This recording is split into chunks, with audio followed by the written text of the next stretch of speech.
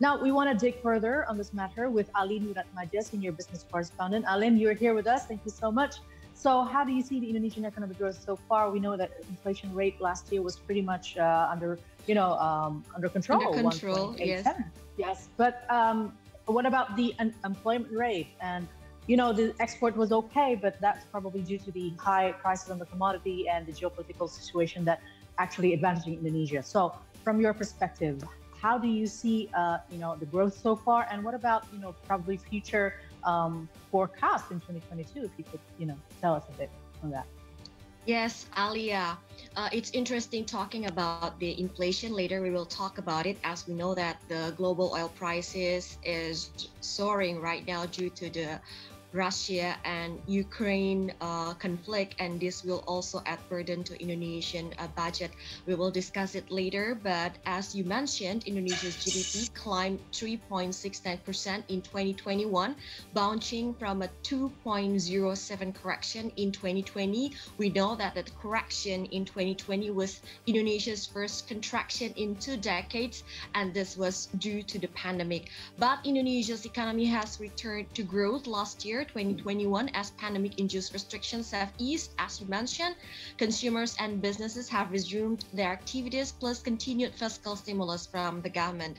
Other than that, global economic recovery also boosts Indonesia's exports. However, we can see from the statistics here, 3.69% is still below the pre-pandemic trend of 5% annual GDP expansion, as Alia mentioned before. So let's talk about the demand side. We can see investment realization surged 9% in 2021. Household spending also grew 2.02% in 2021 and is expected to grow stronger this year, 2020. Last year, Indonesia recorded its highest trade surplus since 2007 at 35.3 billion US dollars, thanks to the rising prices of coal and crude palm oil. Government expenditure grew 4.17%. As for the economic sectors, we can see from the figures here, the manufacturing sector grew by 3.39% in 2021,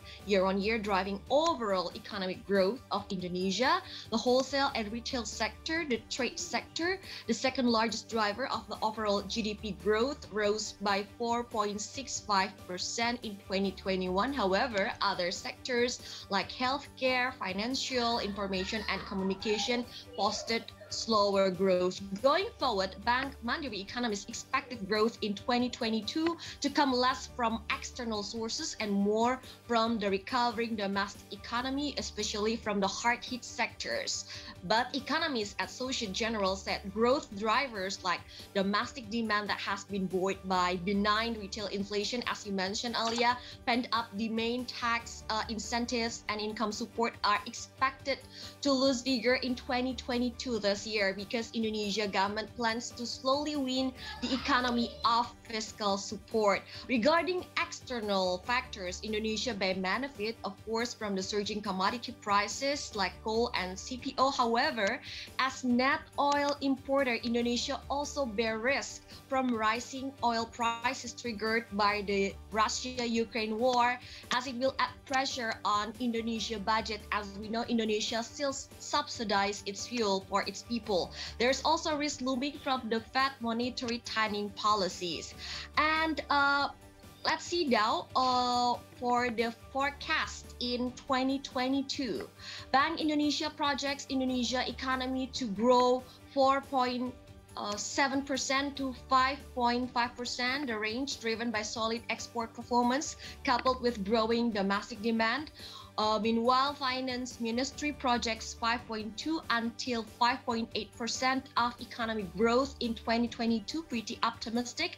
Aligned with that, the World Bank has predicted that Indonesia's economic growth will return to pre-pandemic levels this year. The bank predicted that Indonesia's GDP would grow by 5.2% in 2022. The Asian Development Bank, ADB, however, has slashed its economic growth outlook for Indonesia due due to resurgence in COVID-19 cases and deaths. ADB reduced its forecast by 0.2 percentage points to 4.8%, signifying a delay in getting back to the typical pre-pandemic growth rate of around 5% for Indonesia.